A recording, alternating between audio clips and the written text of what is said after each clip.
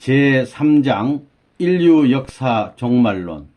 우리는 지금까지 인류 역사가 어떻게 시작되었으며 또 이것이 어디를 향하여 흘러가고 있는 것인지를 모르고 살아왔다. 따라서 인류 역사의 종말에 관한 문제를 알지 못하고 있는 것이다.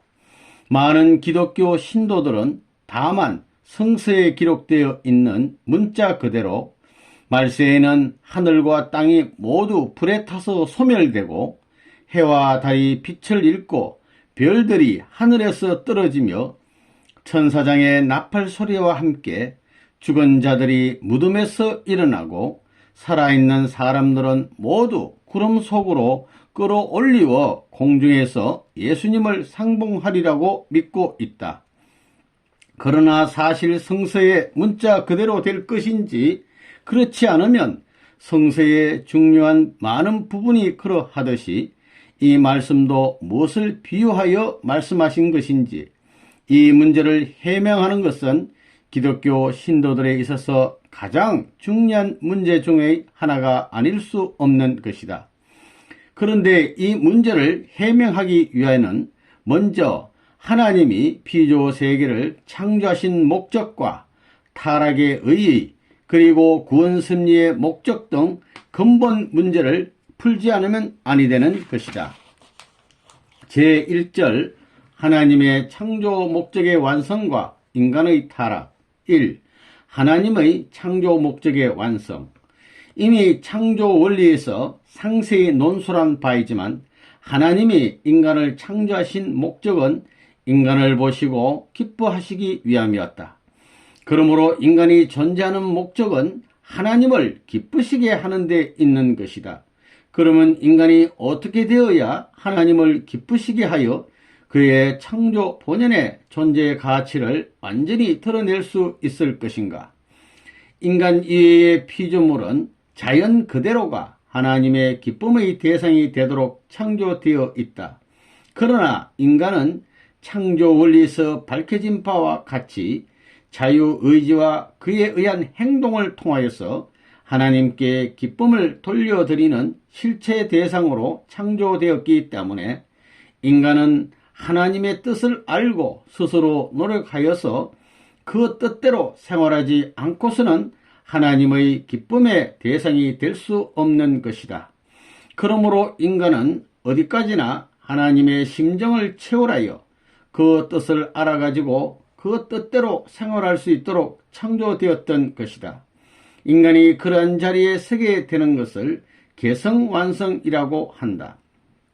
비록 부분적으로나마 타락 전의 아담 해와나 선지자들이 하나님과 일문일답할 수 있었던 것은 그들 인간에게 이와 같이 창조되었던 소성이 있었기 때문이다. 개성을 완성한 인간과 하나님과의 사이는 몸과 마음의 관계로 비유할 수 있다. 몸은 마음이 거하는 하나의 전으로서 마음이 명령하는 대로 행동한다. 이와 같이 개성을 완성한 인간의 마음에는 하나님이 거하시게 되므로 결국 이러한 인간은 하나님의 성전이 되어 하나님의 뜻대로만 생활하게 된다. 따라서 몸과 마음이 일체를 이루는 것과 같이 개성을 완성한 인간은 하나님과 일체를 이루게 된다. 그러므로 고린도전서 3장 16절에 너희가 하나님의 성전인 것과 하나님의 성령이 너희 안에 거하시는 것을 알지 못하느냐라고 하셨고, 요한복음 14장 20절에는 그날에는 내가 아버지 안에 너희가 내 안에 내가 너희 안에 있는 것을 너희가 알리라고 말씀하셨다. 이와 같이 개성을 완성하여 하나님의 성전을 이룸으로써 성령이 그 안에 거하게 되어 하나님과 일체를 이룬 인간은 신성을 갖게 되므로 죄를 지으려야 지을 수 없게 되고 따라서 타락도 할 수 없게 된다.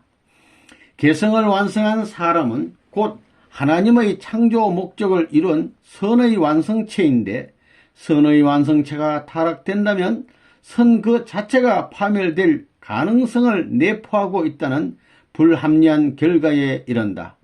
뿐만 아니라 전능하신 하나님이 창조하신 인간이 완성된 입장에서 타락되었다면 하나님의 전능성마저 부정될 수밖에 없다. 영원한 주체로 계시는 절대자 하나님의 기쁨의 대상도 영원성과 절대성을 가져야 하므로 개성을 완성한 인간은 절대로 타락될 수 없는 것이다. 이와 같이 개성을 완성하여 죄를 지을 수 없게 된 아담과 해와가 하나님의 축복하신 말씀대로 선의 자녀를 번식하여 죄 없는 가정과 사회를 이루었더라면 이것이 바로 한 부모를 중심한 대가족으로 이루어지는 천국이었을 것이다. 천국은 마치 개성을 완성한 사람 하나의 모양과 같은 세계여서 인간에 있어 그 두뇌의 종적인 명령에 의하여 그의 사지백체가 서로 행적인 관계를 가지고 활동하듯이 그 사회도 하나님으로부터의 종적인 명령에 의하여 서로 행적인 유대를 맺어 생활하게 되어 있는 것이다. 이러한 사회에 있어서는 어느 한 사람이라도 고통을 당하면 그것을 보시고 같이 서러워하시는 하나님의 심정을 사회 전체가 그대로 채울하게 되기 때문에 이웃을 해치는 행위를 할 수 없게 된다. 그리고 아무리 죄 없는 인간들이 생활하는 사회라 하더라도 인간이 원시인들과 마찬가지로 미개한 생활을 그대로 할 수밖에 없다면 이것은 하나님이 바라시고 또 인간이 원하는 천국은 아닐 것이다. 그러므로 하나님이 만물을 주관하라고 하신 말씀대로 개성을 완성한 인간들은 과학을 발달시켜 자연계를 정복함으로써 극도로 안락한 사회환경을 이 지상에 이루어 놓아야 하는 것이니 이러한 창조 이상이 실현된 곳이 바로 지상천국인 것이다. 이처럼 인간이 완성되어 지상천국을 이루고 살다가 육신을 벗고 영계로 가게 되면 바로 거기에 천상천국이 이루어지게 된다. 그러므로 하나님의 창조 목적은 어디까지나 먼저 이 지상에 천국을 건설하시려는 데 있었던 것이다. 이 인간의 타락, 창조 원리에서 상술한 바와 같이 인간은 아직도 성장기간에 있어서 미완성한 입장에 있었을 때에 타락되었다. 인간에게는 왜 성장기간이 필요하였으며 인간 시저가 미완성기에서 타락되었다고 보지 않을 수 없는 근거는 무엇인가 하는 문제들도 이미 창조 원리에서 밝혔다. 인간은 타락함으로 말미암아 하나님의 성전을 이루지 못하고 사탄이 우구하는 전이 되어 그와 일체를 이룸으로써 신성을 갖지 못하고 악성을 갖게 되었다.